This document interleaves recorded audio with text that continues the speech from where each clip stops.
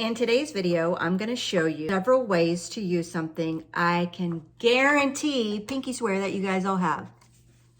White cardstock, white paper. A while ago, probably a long while ago, I posted a video on techniques using black cardstock. Now it's time to show you the secrets of my white cardstock. So let's get to it. All right, the first thing I love is color coordination. I sometimes, not all the time, like my card bases to match my ink, stamped images, or sentiment, or whatever. So you can take your ink pad and just swink it right across the top.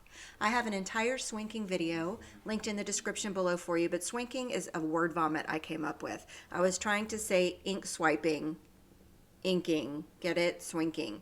So anyway, that's all I'm doing. I'm taking my Catherine Puller ink pads and just pressing them onto my cardstock. They will smooth out as they dry. If you are actually taking a panel and adhering it down to a card base, you don't even have to do the whole panel. You can just do around the edges. Now this is one that I did with a dry ink pad. So I went ahead and refilled my ink pad and I'm going over it again. And you'll see it looks all splotchy and bleh now, but it smooths out over time and everything just turns out fabulously. So color coordinating, you can color coordinate your inks and your cardstocks and your sentiment strips and whatever else you can think of with white paper. So bada bang, bada boom, look at those pretty card bases, and as I said, they did smooth out over time. I'm going to take the one that I swinked with clay mask and I just trimmed that down a little bit. I am using a new penny black stamp. Oh my gosh, did you hear me? I bought a stamp set. It has been about 8 months since I bought anything new. But I love it. I love penny black scene stamps. They're just beautiful. Anyway, inking that up with some black pigment ink. I am using my Misty because I want to make sure I get a good impression. And the first time I inked it up, there were a couple of spaces that I probably didn't press good or ink up the stamp good enough. So I'll go ahead and ink it up again and press it down. That is the benefit of having a stamping positioner like the Misty. I'm using this little doorknob. It's called the Debby tool on Etsy, is where I got it from. It's fabulous. And here's a look at this finished card. Look at, all nice and color coordinated, I might add. Check it, just with white cardstock. And your ink pads, of course. All right, let's ground your sentiments, or in this case, my die cut. If I glued that down, it would kind of just be floating in space there. That is a background I made with my gel plate eons ago. This is probably from a video I made, I don't know, but I keep all of my backgrounds that I didn't turn into cards together. So I just pulled this out. That is a piece of the card base that I made with that clay mask. I just cut it down into a strip. If you take a peek in your garbage, go ahead and look. You'll probably find some paper you can go ahead and ink swink to color coordinate your strips as well. And then just glue that down, and then your die cut is not like floating in outer space. Pun intended, because that background looks like a galaxy to me. All right, marker designs, white cardstock. You can grab any marker, any color, whatever.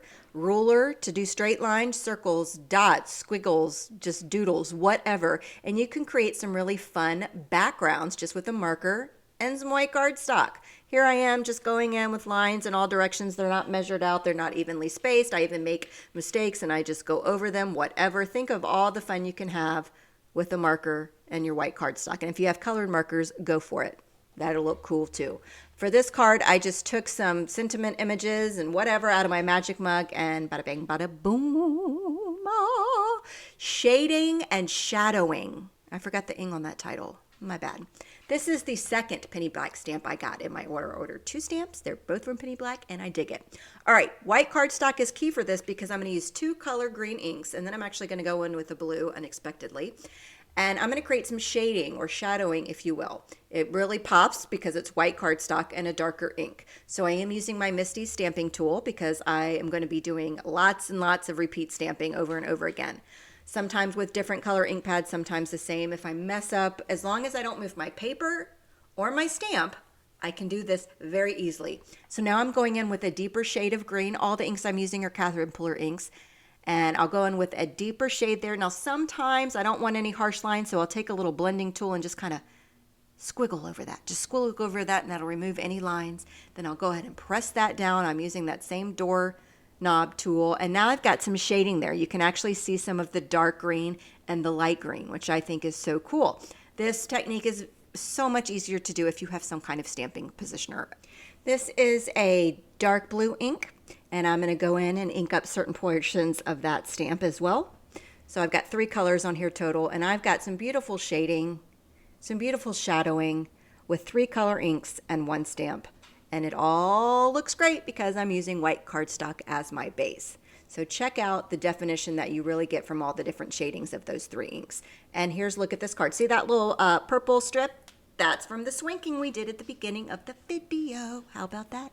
How about incorporating that into this card? All right, another thing is pre-stamp and cut your sentiments. This is my magic mug. I have 2 now. One has sentiments and die cuts, and another one has images. So this is my sentiment and die cut one. And you can see most of them are white. The reason why is because you can go in and do some things with white cardstock. For instance, you can add a little bit of shading. That's just some leftover ink I had on my blending tool for the first one. Now here I am going in and just adding a little bit of shading to the die cut. You can take an ink pad and directly go over your sentiment strip. Just swink it right on there. You can add 1 color, 2 color, 3 colors. Really, the sky's the limit because you're using white cardstock as your base. You have a blank canvas to work with. So that is what I do with my white cardstock. And I finished this off. You've already seen this card before, but I wanted to show you. See the little yay and the it's your birthday? Oh, that's from the magic mug with the white sentiments and just using my ink pads. So I've got a couple different techniques here for you on the benefits of using white cardstock. So what do you think? You got any tips and benefits of using white cardstock? Any tricks you want to share? Leave them in the comments. If you have a favorite, let me know in the comments. Hope you enjoyed this video, and I will see you. I almost just fell out of my chair. I will see you next time. Bye.